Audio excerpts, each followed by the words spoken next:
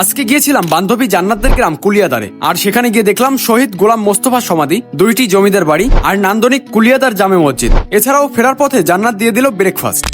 আজকে সকালবেলা বাগেরহাট দরাটানা ব্রিজের নিচ থেকে রওনা দিলাম জান্নাতদের গ্রামের উদ্দেশ্যে। নদীর পাড়ের বৃষ্টি ভেজা রাস্তা ধরে চলতে চলতে পৌঁছে গেলাম কেবি মৎস্য বাজারে। বাজারে দেখলাম সকালবেলা বেশ ভালোই ইলিশ মাছ উঠেছে। ভিডিওটি কোথা থেকে দেখছেন কমেন্টে জানাবেন। তারপর সেখান থেকে আবার রওনা দিয়ে চলতে চলতে পৌঁছে গেলাম বাগেরহাট পৌর পার্কের সামনে। পৌর পার্কের সামনে থেকে আবার চলতে চলতে পৌঁছে গেলাম বাগেরহাট বাজারে। বাজার থেকে চলতে চলতে পৌঁছে গেলাম মণিগঞ্জ ব্রিজের কাছে। সেখান থেকে বাম দিকের রাস্তা ধরে রওনা দিলাম বাদামতলার দিকে। কিছু দূর যেতেই পৌঁছে গেলাম জান্নাতদের এলাকায়। ও আমার জন্য রাস্তায় অপেক্ষা করছিল। তারপর ওর সাথে প্রথমেই চলে গেলাম কুলিয়াদার কবরস্থানে, যেখানে রয়েছে শহীদ খন্দকার গোলাম মোস্তফা এর সমাধি। আর তার সামনেই ছিল কুলিয়াদার 2 তলা বিশিষ্ট জামে মসজিদ, এবং তার সামনে আরো ছিল বিশাল নান্দনিক ডিজাইনে তৈরি ঈদগাহ। মসজিদ এবং ঈদগাহের পাশেই ছিল আকর্ষণীয় একটি পুরাতন জমিদার বাড়ি, যার সামনের কারুকাজ এবং ডিজাইন ছিল খুবই আকর্ষণীয়। বাড়িটি মূলত ব্রিটিশ আমলের। পরবর্তীতে এখানকার মিয়ারা দখল করে নাম দেয় মিয়া বাড়ি। এই বাড়িটি দেখে আমরা পাশের সবুজ গাছগাছালিতে ভরা রাস্তা ধরে চলে যাই আরো একটি পুরনো জমিদার বাড়ি দেখতে, যার বয়স ছিল প্রায় 150 বছর।